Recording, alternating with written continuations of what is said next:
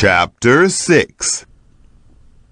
After these things, Jesus went away to the other side of the Sea of Galilee, which is also called the Sea of Tiberias. A great multitude followed him, because they saw his signs which he did on those who were sick.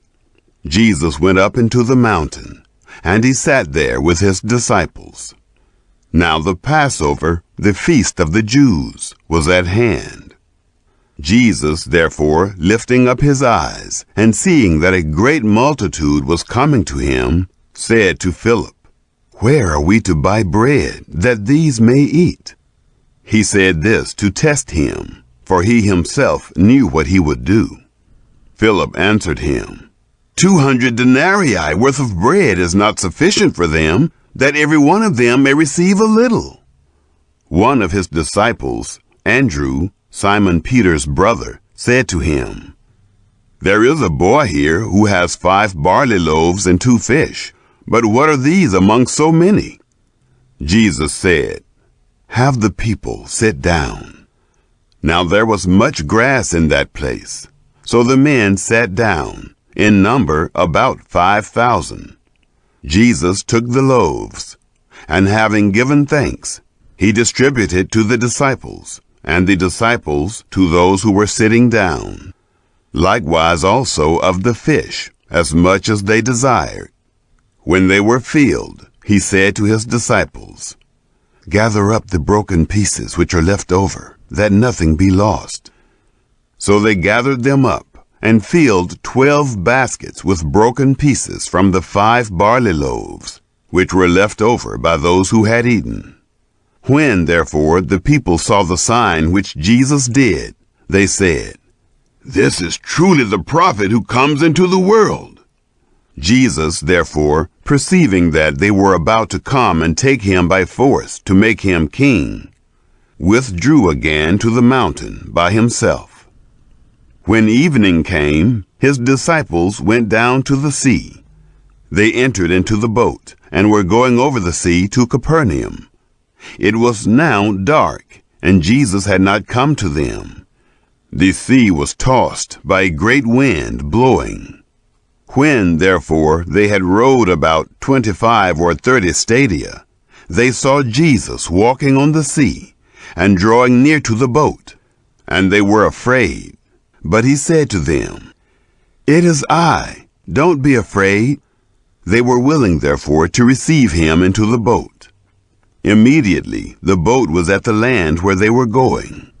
On the next day, the multitude that stood on the other side of the sea saw that there was no other boat there, except the one in which his disciples had embarked, and that Jesus hadn't entered with his disciples into the boat, but his disciples had gone away alone. However, boats from Tiberias came near to the place where they ate the bread after the Lord had given thanks. When the multitude, therefore, saw that Jesus wasn't there, nor his disciples, they themselves got into the boats and came to Capernaum, seeking Jesus. When they found him on the other side of the sea, they asked him, "Rabbi, when did you come here?" Jesus answered them, "Most certainly I tell you, you seek me not because you saw signs, but because you ate of the loaves and were filled. Don't work for the food which perishes, but for the food which remains to eternal life, which the Son of Man will give to you. For God the Father has sealed him." They said therefore to him, "What must we do, that we may work the works of God?" Jesus answered them, "This is the work of God, that you believe in him whom he has sent." They said therefore to him, "What then do you do for a sign, that we may see and believe you? What work do you do? Our fathers ate the manna in the wilderness, as it is written, He gave them bread out of heaven to eat." Jesus therefore said to them, "Most certainly I tell you, it wasn't Moses who gave you the bread out of heaven, but my Father gives you the true bread out of heaven. For the bread of God is that which comes down out of heaven and gives life to the world." They said therefore to him, Lord, always give us this bread. Jesus said to them, I am the bread of life. Whoever comes to me will not be hungry, and whoever believes in me will never be thirsty. But I told you that you have seen me, and yet you don't believe. All those whom the Father gives me will come to me. He who comes to me I will in no way throw out. For I have come down from heaven, not to do my own will, but the will of him who sent me.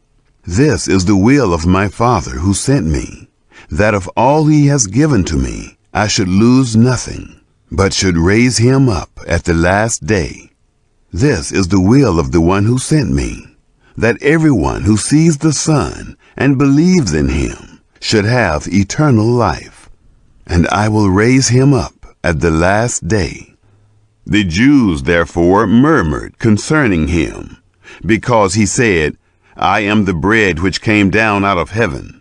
They said, Isn't this Jesus, the son of Joseph, whose father and mother we know?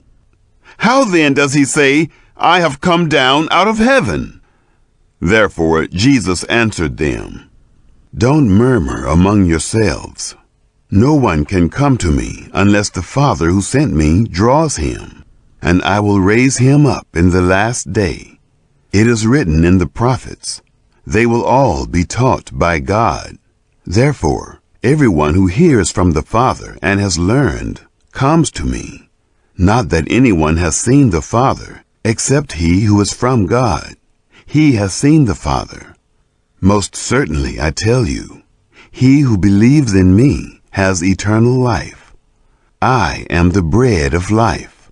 Your fathers ate the manna in the wilderness, and they died. This is the bread which comes down out of heaven, that anyone may eat of it and not die. I am the living bread which came down out of heaven. If anyone eats of this bread, he will live forever. Yes, the bread which I will give for the life of the world is my flesh. The Jews therefore contended with one another, saying, How can this man give us his flesh to eat? Jesus therefore said to them, Most certainly I tell you, unless you eat the flesh of the Son of Man and drink his blood, you don't have life in yourselves. He who eats my flesh and drinks my blood has eternal life, and I will raise him up at the last day. For my flesh is food indeed, and my blood is drink indeed. He who eats my flesh and drinks my blood lives in me, and I in him. As the living Father sent me, and I live because of the Father, so he who feeds on me, he will also live because of me. This is the bread which came down out of heaven, not as our fathers ate the manna and died. He who eats this bread will live forever. He said these things in the synagogue as he taught in Capernaum. Therefore many of his disciples, when they heard this, said, This is a hard saying. Who can listen to it? But Jesus, knowing in himself that his disciples murmured at this, said to them, Does this cause you to stumble? Then what if you would see the Son of Man ascending to where he was before? It is the Spirit who gives life. The flesh profits nothing. The words that I speak to you are spirit and are life. But there are some of you who don't believe. For Jesus knew from the beginning who they were who didn't believe, and who it was who would betray him. He said, For this cause I have said to you that no one can come to me unless it is given to him by my Father. At this, many of his disciples went back and walked no more with him. Jesus said therefore to the 12, You don't also want to go away, do you? Simon Peter answered him, Lord, to whom would we go? You have the words of eternal life. We have come to believe and know that you are the Christ, the Son of the living God. Jesus answered them, Didn't I choose you, the 12, and one of you is a devil?" Now he spoke of Judas, the son of Simon Iscariot, for it was he who would betray him, being one of the 12.